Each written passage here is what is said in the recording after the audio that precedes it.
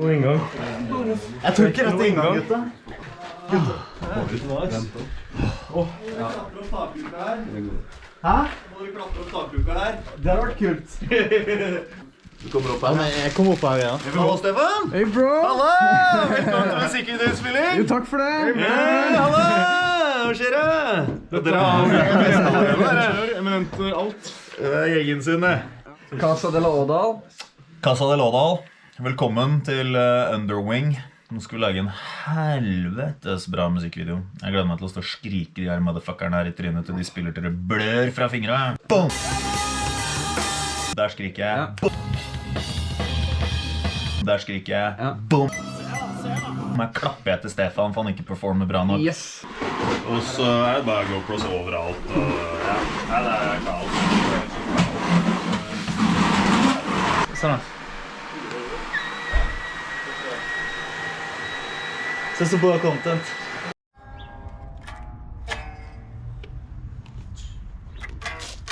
Det blir koselig, Magnus. Ja, det her blir dritnice. Det er jo Kings. Se på den Kings-heisen her. Er vi på tur, så er vi på tur. Ja, vi er faen med luksus. Vi har det dritnice. Kommer du deg opp? Joachim, Får du bevege deg igjen? går det bra? Det er noen kilo siden den dressen passer. Du må lukke den, og jeg får ikke beveget meg inn.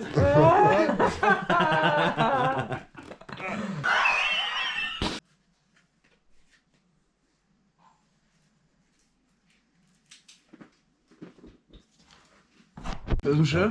Jeg har blitt dynket i sukker. Kan du gi det til meg? Faen da. I løpet av natta så har jeg altså veltet denne boksen her med godteri, med bomling her. Blåbær. Kan ikke du snitte opp det sukkeret? Du trenger en bønn. Klar for go time? Det er vanskelig å få reisverket opp i år. Det er der borte jeg skal drepe og partere oss. Ja. Og med det så ønsker jeg velkommen til dag 2. Et stabbu. Ja, det er stabburet sitt, altså. Strekke seg. Så det blir godt med kaffe. Ja. Og en dass. Ja, det er heller ikke feil. Nei.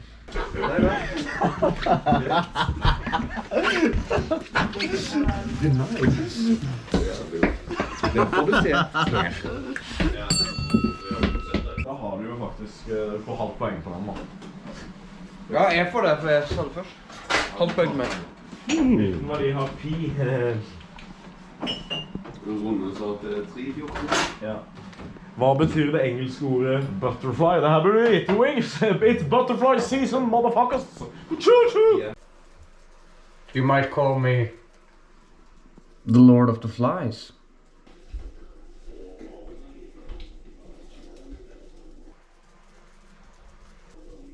Såpass, ja. Shit. Det var jo litt det.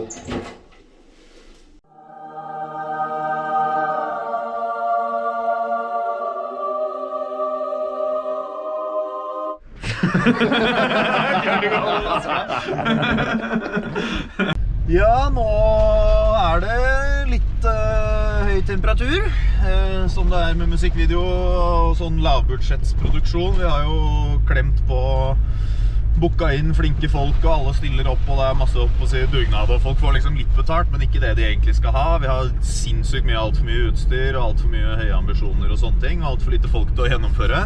Det er veldig typisk med sånne produksjoner som det her. Så nå er det bare å bruke alt man har av krefter og erfaring og innsats og sånn for å bare naile det og lage det beste jævla produktet man kan få til. Så nå er vi på vei opp for å hente gutta, og så skal vi opp på branntomta til Tor Arne, hvor vi har så heldig å få lov å rigge til å lage en scene oppå der hvor det huset hans originalt brant ned, så det gir jo en helt sånn egen dimensjon til videoen da. Og det skal bandgutta ta seg av. Men jeg må sette de i gang på en måte, og så skal vi se hvordan Tor Arne ligger an med buret, og forhåpentligvis er det ferdig, og så skal vi kjøre det tilbake og montere det opp i kjelleren, og så skal vi begynne å rigge klart, og så skal vi sminke Martine, og så skal vi begynne å spille inn de scenene her. Let's go!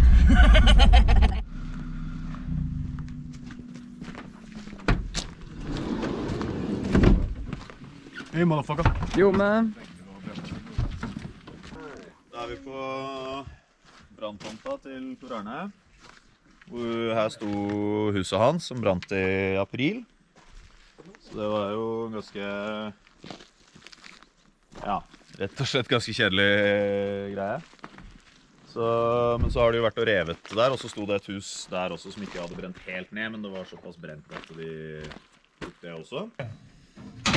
Dette et faktisk fungerende bur også, det det. Ja. Men som sagt, fått et par dager til på meg, så den hadde fått helsveisa og slipt over, og hadde fått... Vi kan gjøre det før vi installerer permanent i kjelleren min. Sånn. Og så...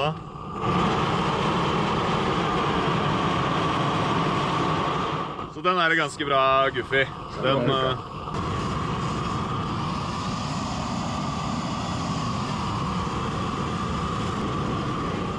Sånn.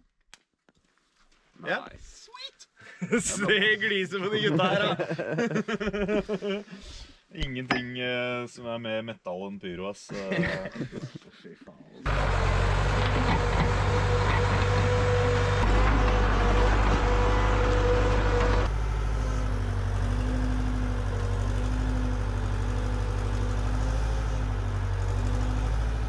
Ja, hele greia.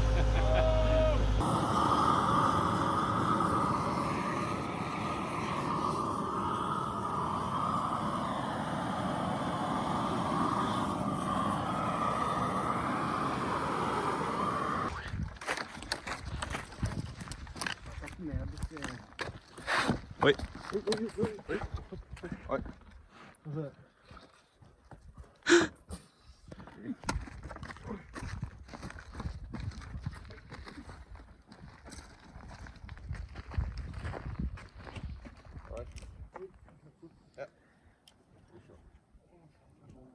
Så da, gå da.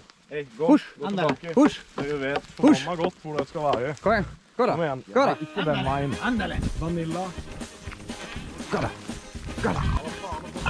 Gå da. Gå da. Hei, hva dere gjør for noe?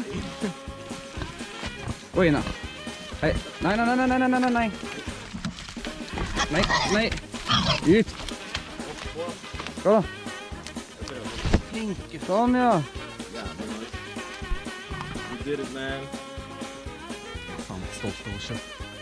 Hadde de stikket en tur til, så hadde det hengt 5 griseslag bak den der scenen der. Faen er det på med egentlig? Nei. Shit. Ja. All good. Nei, det House on Fire. Det var rett før. Det var rett før. HMS on Fire. Knokke hele... Nei, nå skal vi ha den opp dit. Mhm. Så skal vi vaske klær. Nå skal vi lære Magnus hvordan man gjør det. Ja, med fodlig grisabritt. Fodlig. Her står myren og graver sin egen grav. Det ikke hver dag jeg grav min egen grav. Myren. Ja, Hvordan går det? det ikke hver dag jeg grav min egen grav. I'm back, man.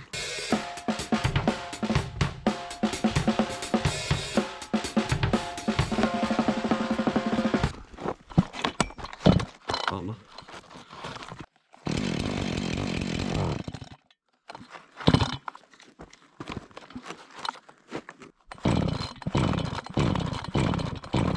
Anna. Det var ikke bare dette.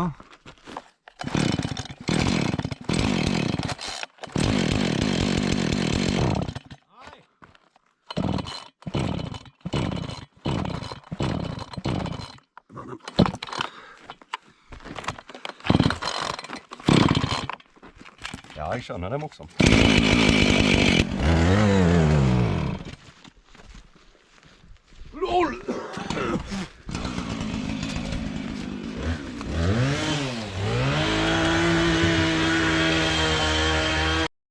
Hva er det her for noe, Ulf?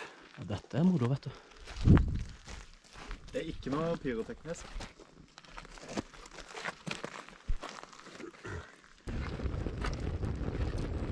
Jeg er bare redd for at den koppen under det plutselig skal eksplodere. Sånn tenner vi med pyro. Nei, det er ikke pyro. Så, nå har vi drevet og ryddet og bygd og slet og jobbet for meg mer enn det vi har gjort på en uke i hvert fall. En mannsalder. Murph? Ja. Big Mr. Murph! Kan det fikses? Big Mr. Murph! Kan det? Murph? Ja.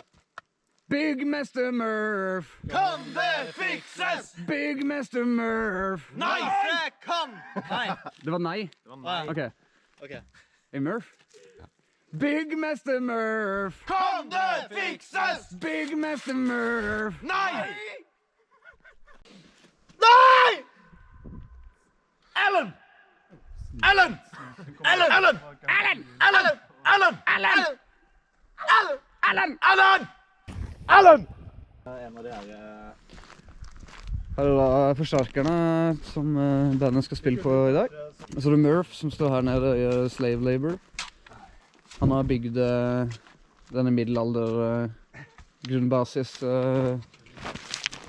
støttenettverket da, til Joakims palle helvete.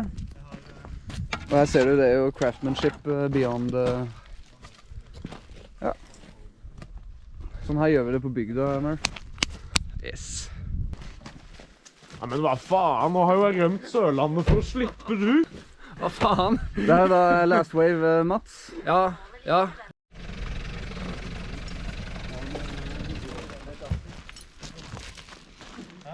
Hello, sir. Alt har gått til helvete, bare reis hjem. Fuck you, man. Kult. Er dere happy? Ja, ja. Fett.